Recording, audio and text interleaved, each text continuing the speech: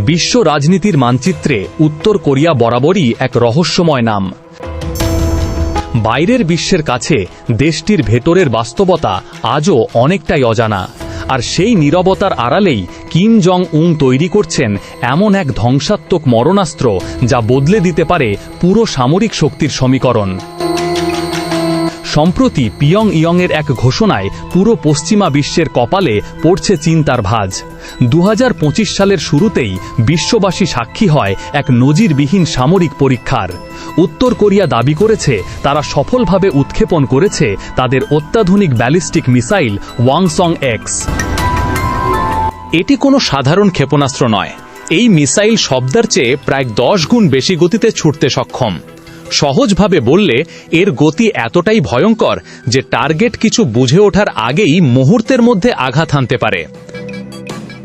প্রতিরক্ষা বিশেষজ্ঞদের মতে এই হাইপারসনিক দানব মাত্র 25 মিনিটের মধ্যেই যুক্তরাষ্ট্রের মূল ভূখণ্ডে পৌঁছে যেতে সক্ষম। আর এই একটি তথ্যই যথেষ্ট, কারণ এখন আমেরিকার সবচেয়ে বড় দুশ্চিন্তার নাম হতে পারে উত্তর কোরিয়ার এই হাইপারসনিক অস্ত্র। ওয়াংচং এক্সের সবচেয়ে ভয়ঙ্কর দিক হল এর কার্যপদ্ধতি। প্রথমে এটি রকেট বুস্টারের সাহায্যে বায়ুমণ্ডলের ওপরের স্তরে পৌঁছে যায়। এরপর সক্রিয় হয় এর হাইপারসনিক গ্লাইড ভেহিকেল। প্রচলিত মিসাইল সাধারণত নির্দিষ্ট কক্ষপথ ধরে চলে, ফলে রাডারে সেগুলো শনাক্ত করা তুলনামূলক সহজ। কিন্তু ওয়াংসং এক্স বাতাসের মধ্যেই নিজের গতিপথ পরিবর্তন করতে পারে, ফলে আমেরিকার উন্নত থার্ড এবং পেট্রিয়ট প্রতিরক্ষা ব্যবস্থাও একে শনাক্ত কিংবা ধ্বংস করতে হিমশিম খেতে পারে।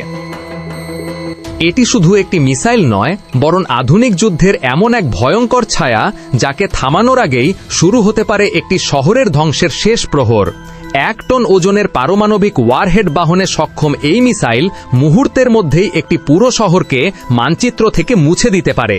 এই পরীক্ষার খবর প্রকাশের পর দক্ষিণ কোরিয়া এবং জাপানে ছড়িয়ে পড়ে চরম আতঙ্ক, কারণ পিয়ংইয়ং থেকে সিউল কিংবা টোকিওতে আঘাত হানতে এই মিসাইলের সময় লাগতে পারে মাত্র 3 থেকে 5 মিনিট। এদিকে কিম জং উন হুঁশিয়ারি দিয়ে বলেছেন, আমরা যুদ্ধ চাই না, তবে কেউ আমাদের দিকে চোখ তুলে তাকালে তার উপযুক্ত জবাব দেওয়ার ক্ষমতা আমাদের আছে। বিশ্লেষকদের মতে এই বক্তব্য মূলত বিশ্ব রাজনীতিতে পিয়ংইয়ংয়ের অবস্থান আরও শক্ত করার একটি কৌশল। কিন্তু প্রশ্ন হল, একটি বিচ্ছিন্ন দেশ হয়েও উত্তর কোরিয়া এত উন্নত প্রযুক্তি পেল কোথায়?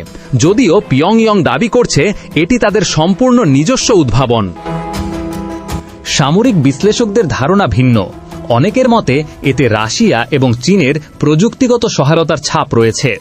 বিশেষ করে রাশিয়ার আভাঙ্গার্ড এবং চীনের ডিএফ সিরিজের ক্ষেপণাস্ত্র প্রযুক্তির সঙ্গে এর বেশ কিছু মিল খুঁজে পাওয়া গেছে। এ ঘটনার পর মস্কো এবং বেইজিংয়ের কূটনৈতিক সুরে এসেছে পরিবর্তন। রাশিয়া বলছে আমেরিকার একচ্ছত্র আধিপত্যের যুগ শেষের পথে। অন্যদিকে চীনও ইঙ্গিত দিচ্ছে বিশ্ব ক্ষমতার ভারসাম্যে আসতে যাচ্ছে বড় ধরনের পরিবর্তন। এখন সবচেয়ে বড় প্রশ্ন, উত্তর কোরিয়ার এই সামরিক উত্থান কি শুধুই আত্মরক্ষার ঢাল, নাকি এটি ভবিষ্যতের আরও বড় কোনো সংঘাতের পূর্বাভাস?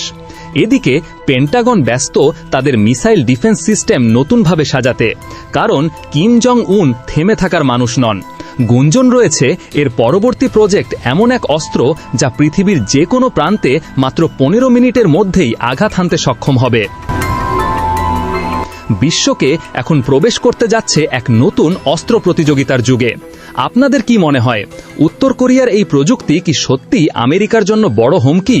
কমেন্টে আপনার মতামত জানাতে ভুলবেন না।